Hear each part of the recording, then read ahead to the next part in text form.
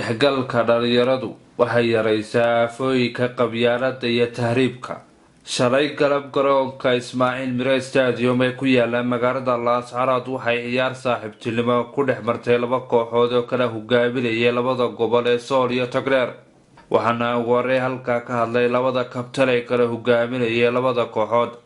galabta oo waxaan ciyaar ku leenahay garoonka Ismaaciil Mire ama loo yaqaano Jayga ama musalaha qofka sidoo yaqaano waxaan martina uga ku xaqsatay gobolka Togdheer Burco waxaan ku soo dhaweeyay annagoo kan mid gobolka Togdheer khaasatan inuu walaacay gobolka Laascaanood oo annagoo ku ciyaarana Jayga Ismaaciil Mire Stadium aadna ugu faraxsanay kooxda dhammaan waxa uu rajeynaa guul kale in kasta kubaddu tahay bar cadaan iyo madow in kasta anagu rajeynaa guul iyaguna ay rajeynayaan guul say noqotana Allahu yaclam. waxaa iyaguna dhankooda ka hadlay dhalinyaradii kasoo qayb gashay kulanka saaxiibtinimo ee wada ciyaaraya labada kooxood ee kala matalaya labada gobol, iyagoo la ugu baaqay dhalinyarada kale gobolada in sidoo kale loo xoojiyo isdhexgalka dhalinyarada.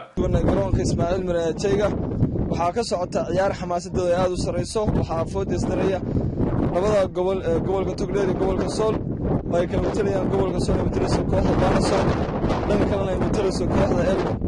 ciyaartu waa haaf ka hor ugu jira waxaadna muddo weerar iyo celis.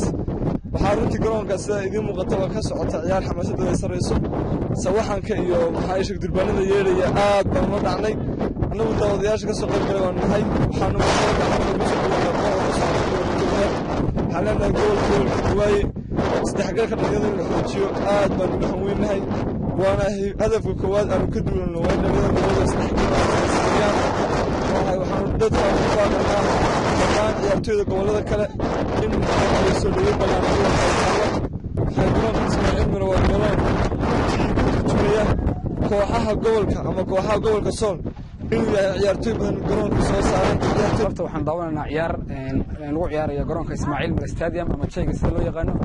ciyaartaas oo dhexeeya doonta gobolka Togdheer iyo gobolka Sool kooxo kala metelaya gobolka Elman FC iyo gobolka Sool Banasool. insha Allah waxaan rajaynaynaa inaan ciyaar fiican oo qurux badan daawano oo si fiican ay labada kooxood u ciyaareen si wanaagsan oo si nabadna u dhamaado. soo dhaweynayna labada kooxood Elman City ee ka timi gobolka Togdheer iyo kooxda Banasool ee ka socota gobolka Sool galabta uu ku qabsoomi doono garoonka Ismaaciil Mire Stadium teamka 4-50 u rajeynaa kooxda gobolka Sool ee garoonka dib ugu furmay wada aragtaa shacabka iyo ciyaarta habsimada iyo sida wacan ay u socoto.